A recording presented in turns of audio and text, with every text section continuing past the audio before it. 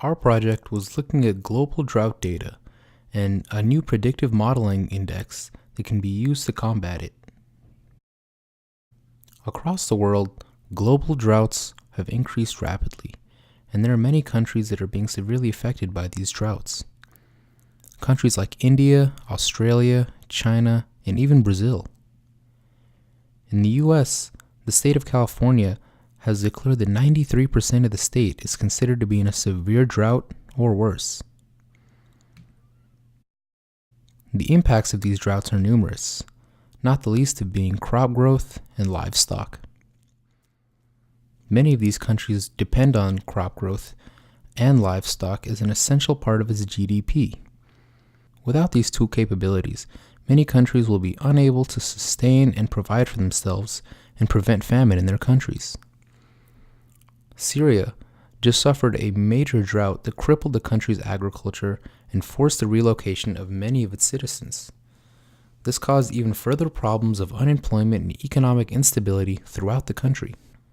China has implemented its 3 red lines policy, which is a strict system of water resource management that sets targets for total water use efficiency, and the ambient water quality until at least the year 2030.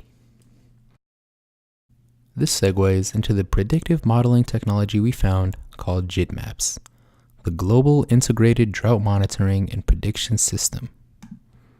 This is a system currently being used to provide information about droughts using a multitude of indicators as well as a Bayesian algorithm. The system uses satellite and modeling data on precipitation and soil to inform its predictions. The 3 main indicators that the GIDMAPS uses is the SPI, the Standard Precipitation Index, the SSI, the Standardized Soil Moisture Index, and the MSDI, the Multivariate Drought Index. The SSI and the SPI compute the precipitation of the soil moisture properties empirically and then normalize them instead of being modeled with a parametric function. This allows for greater real-world accuracy. The MDSI acts as a model that brings together both the SPI and the SSI to represent a multivariable form of the other 2 indicators.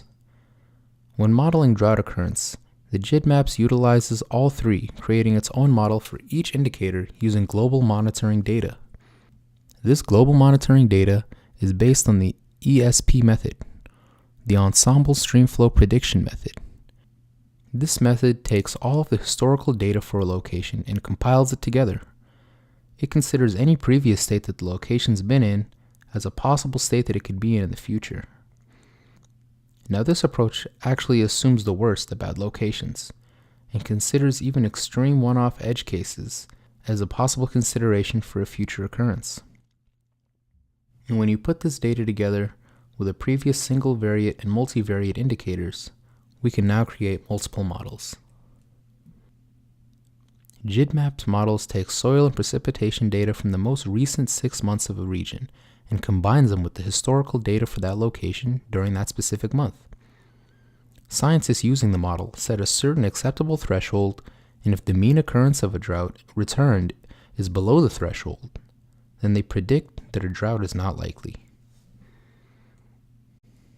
Hopefully, GIDMAP's predictive data modeling can be used to inform key decision makers about the occurrence of droughts in their regions. Countries that were previously susceptible to high levels of poverty, drought, and famine can now prepare themselves for when these droughts occur and be ready.